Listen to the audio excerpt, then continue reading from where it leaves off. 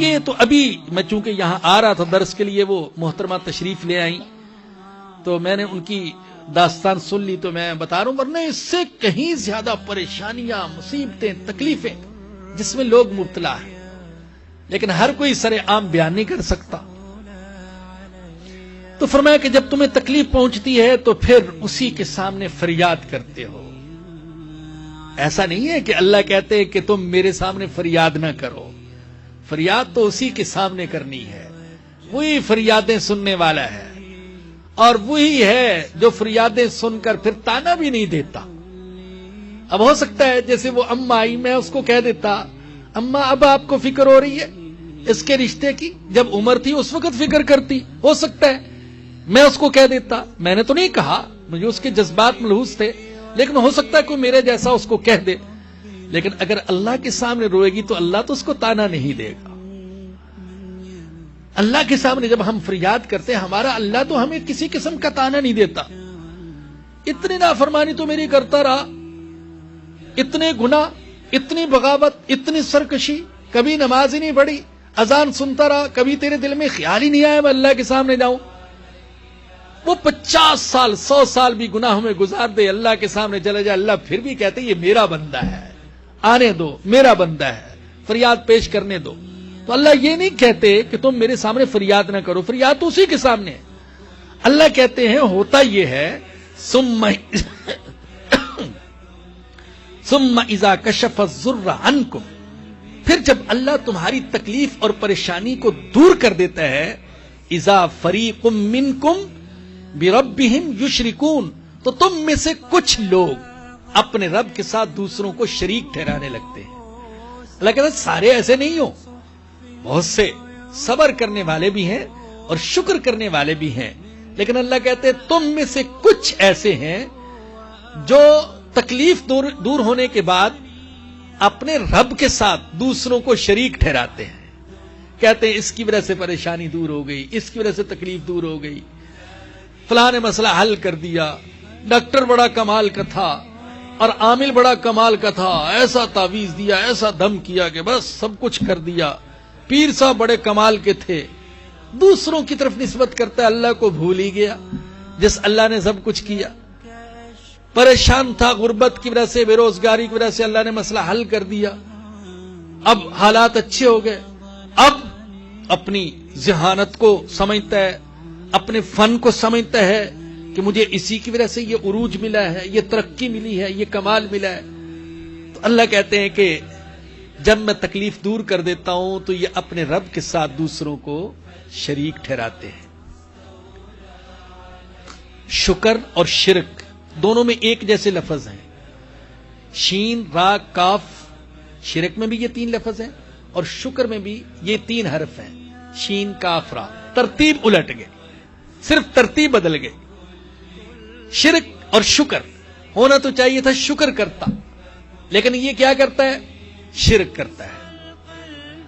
اور ایک بات عرض کروں، آج کے دور کا سب سے بڑا شرک، یہ حضرت مولانا علی میاں صاحب رحمۃ اللہ علیہ نے بھی اپنی کتاب میں بات لکھی ہے، آج کے دور کا سب سے بڑا شرک وہ شرک فی الاسباب ہے۔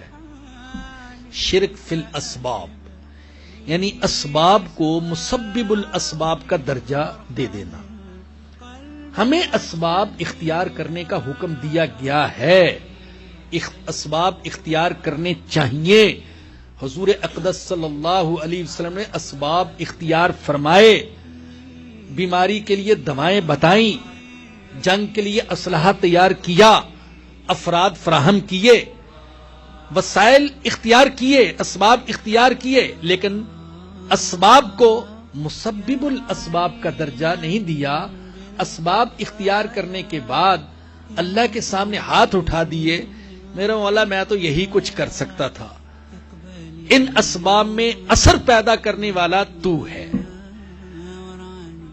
آج اسباب پر اتنا زور دیا جا رہا ہے، اس مادی زندگی کو اتنا مؤثر بنا کر پیش کیا جا رہا ہے، اتنا خوبصورت بنا کر کہ بھاولا انسان سمجھنے لگتا ہے کہ جو کچھ ہوگا اسباب سے ہوگا۔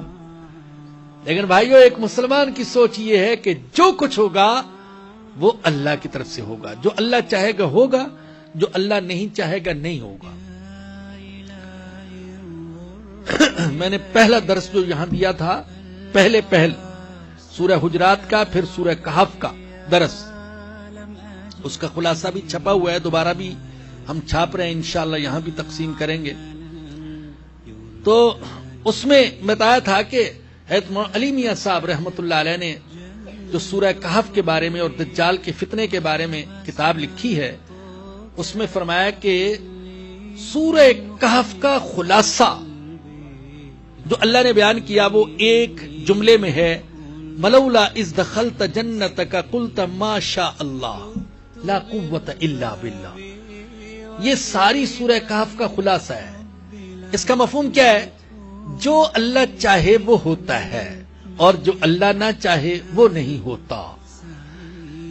مادیت کی سوچ کیا ہے کہ ہم جو چاہیں کر سکتے ہیں اسباب کے زور پر, اور ایمانی سوچ کیا ہے کہ جو اللہ چاہے گا وہ ہوگا اور جو اللہ نہیں چاہے گا وہ نہیں ہوگا.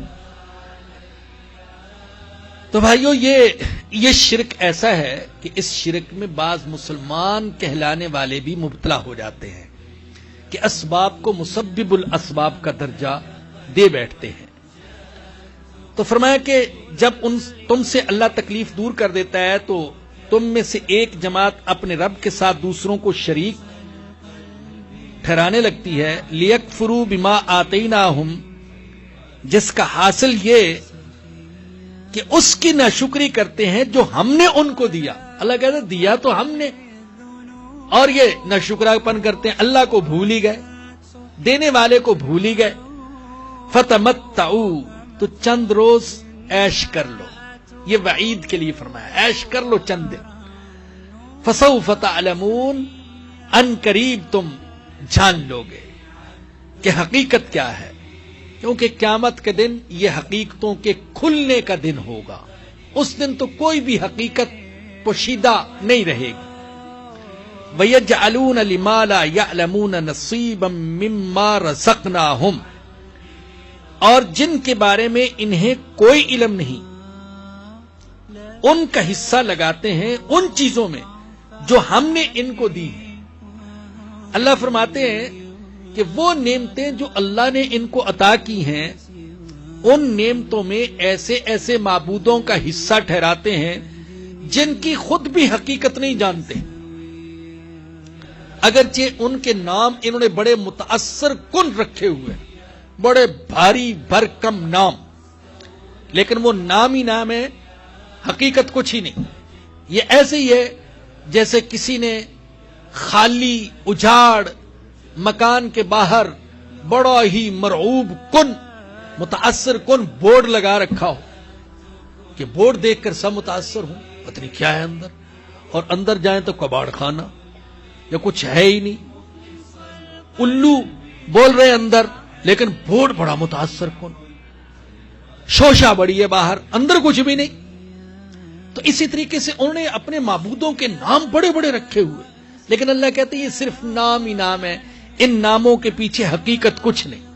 مثال کے طور پر ان کے ہاں اب یہ جو نام تھے لات, ہبل, عزا, منات, یہ اگرچہ آج تو ہم ان ناموں کو ایسے ہی لے رہے ہیں, لیکن وہ جب نام لیتے ہوں گے, ارے لات کیا سمجھتے ہو, لات, ہبل, عزا, منات, تو کیسے ڈراتے ہوں گے اپنے کمزوروں کو یا اپنے بچوں کو ہبل کا نام لے کر, عزا کا نام لے کر, لیکن یہ نام ہی نام تھے, حقیقت کچھ نہیں. گنگا مائی, کالی مائی اور فلاں مائی, یہ نام کیسے ان نے بڑے متاثر کون رکھے ہوئے, لیکن پیچھے حقیقت کچھ نہیں. تو تخیلات کو انہوں نے عقیدوں کا نام دے رکھا تھا اور فرضی چیزوں کو معبودوں کا نام دے رکھا تھا. فرضی چیزیں ان کو معبود. الحمدللہ اللہ تو ایک حقیقی وجود ہے, ایک حقیقی وجود, لیکن انہوں نے جو معبود ٹھہرا رکھے تھے ان کا کوئی وجود ہی نہیں تھا, فرضی چیزیں, ان کو معبود کا نام دے رکھا تھا. تو اللہ فرماتے ہیں کہ جو نعمتیں ہم نے عطا کی ہیں ان میں ایسوں کا حصہ ٹھہراتے ہیں جن کی حقیقت خود بھی نہیں جانتے کیا ہے. بھئی یہ فلاں کا حصہ ہے, یہ فلاں کا حصہ ہے, آج بعض مسلمان بھی ایسے ہیں جو اللہ کے دیے ہوئے مال میں دوسروں کا حصہ ٹھہرا دیتے ہیں. یہ بکرا فلاں بزرگ کے نام کا ہے, یہ مرغا فلاں بزرگ کے نام کا ہے. تو اللہ کہتے دیا تو ہم نے اور دوسروں کا حصہ اس میں ٹھہرا رہے. تاللہ لتسألن عما کنتم تفترون. اللہ کی قسم, اللہ کہہ رہا ہے, اللہ کی قسم تم سے ضرور سوال کیا جائے گا اس کے بارے میں جو کچھ تم باتیں گھڑتے ہو. یہ جو تم فرضی معبود بنا لیتے ہو, فرضی عقائد بنا لیتے ہو, ان کے بارے میں تم سے ضرور سوال کیا جائے گا.